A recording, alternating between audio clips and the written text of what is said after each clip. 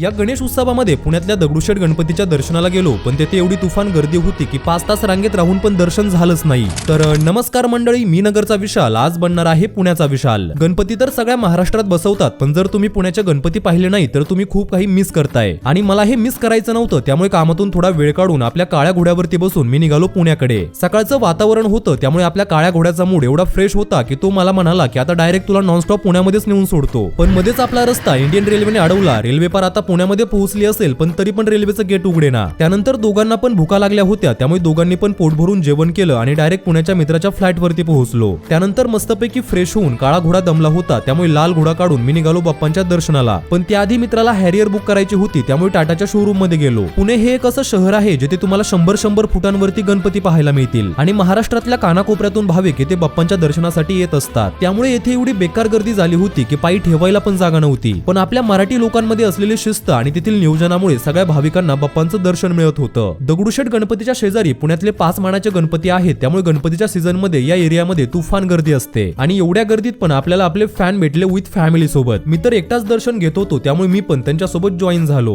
येथे गणपतीचे एवढे सुंदर डेकोरेशन केले होते की असं वाटत होतं की तेच पाहत बसावं, पण आम्हाला सगळे गणपती कव्हर करायचे होते। थोडं पुढे गेल्यावरती पोलीस सुद्धा आपले फॅन निघाले। त्यांनी आम्हाला सांगितलं की जर दगडूशेठ गणपतीचं दर्शन घ्यायचं असेल तर कमीत कमी 4 ते 5 तास रांगेत उभं राहावं लागेल। आधीच 11 वाजले होते, त्यामुळे सगळी रात्र गेली असती, त्यामुळे ठरवलं उद्या सकाळी येऊन दर्शन घेऊ। तसं तर मला पुण्यातले 5 मानाचे गणपती कव्हर करायचे होते, पण आता ते मी उद्या कव्हर करणार, त्यामुळे आपल्या पेजला नक्की फॉलो करून ठेवा।